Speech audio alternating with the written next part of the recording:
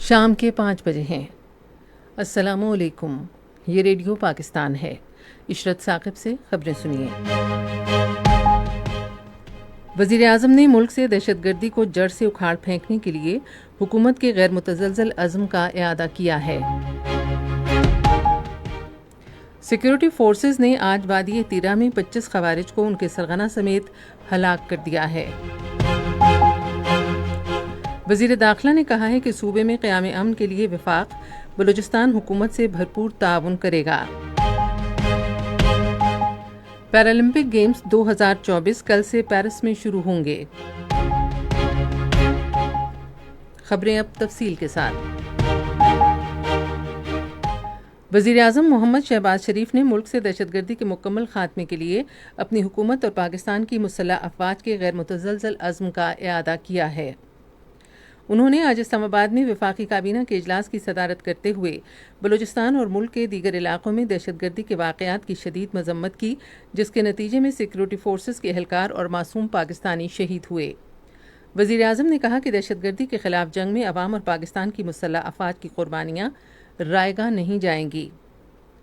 وزیر اعظم نے کہا کہ دہشت گردی کے خاتمے کے لیے مسلح افواج کو تمام دستیاب وسائل فراہم کیے جائیں گے۔ انہوں نے کہا کہ جو لوگ پاکستان اور اس کے آئین پر یقین رکھتے ہیں ان کے لیے مذاکرات کے دروازے کھلے ہیں، تاہم ملک دشمنوں اور دہشت گردوں سے کوئی بات چیت نہیں کی جائے گی۔ بلوچستان اور ملک کے دیگر حصوں میں دہشت گردی کے واقعات کا حوالہ دیتے ہوئے وزیر اعظم نے کہا کہ اب یہ بات کسی سے چھپی ہوئی نہیں کہ افغانستان میں سرگرم کالعدم تحریک طالبان پاکستان کے دہشت گرد ان حملوں کے پیچھے ہیں۔ شہباز شریف نے کہا کہ حکومت نے افغان حکومت کو اس معاملے سے خبردار کیا ہے اور ان کے خلاف مؤثر اقدامات بھی کیے ہیں۔ وزیر اعظم نے اتحاد کا مظاہرہ کرنے کی ضرورت پر بھی زور دیتے ہوئے کہا کہ ان گھناؤنی سازشوں کا مقصد ملک کی ترقی اور بلوچستان میں سی پیک کے جاری منصوبوں کو روکنا اور پاکستان اور چین کی آزمودہ دوستی کو نقصان پہنچانا ہے۔ وزیر داخلہ محسن نقوی نے آج کوئٹہ میں بلوچستان کے وزیر اعلیٰ میر سرفراز بگٹی سے ملاقات کی۔ ملاقات کے دوران انہوں نے صوبے میں امن و امان کی صورتحال سے متعلق امور اور عوام کی زندگیوں کے تحفظ کے لیے کیے گئے اقدامات پر تبادلہ خیال کیا۔ انہوں نے دہشت گردی کے حالیہ حملوں کی شدید مذمت کرتے ہوئے شہید سیکورٹی جوانوں کو زبردست خراج عقیدت پیش کیا۔ وزیر اعلیٰ بلوچستان نے اس موقع پر اظہار خیال کرتے ہوئے کہا کہ صوبے میں امن یقینی بنانے کے لیے مزید اقدامات کیے جائیں گے۔ سیکورٹی فورسز نے کامیاب کارروائی کرتے ہوئے خارجی گروہ کے سرغنہ ابو ذر عرف صدام سمیت 25 خوارج کو ہلاک اور 11 کو زخمی کر دیا ہے۔ فوج کے شعبہ تعلقات عامہ کے مطابق سیکورٹی فورسز ضلع خیبر کے علاقے تیرا میں خفیہ اطلاعات کی بنیاد پر فتنہ الخوارج اور نام نہاد لشکر اسلام کے خلاف بھرپور کارروائیاں کر رہی ہیں۔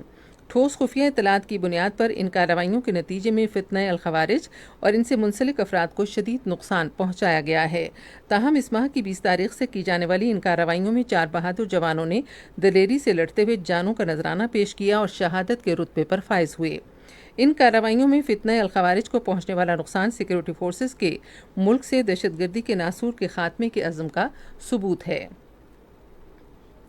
صدر آصف علی زرداری نے چین کی بڑی فوج کے کمانڈر جنرل لی کیا موئنگ کو نشان امتیاز ملٹری کا اعزاز دیا ہے۔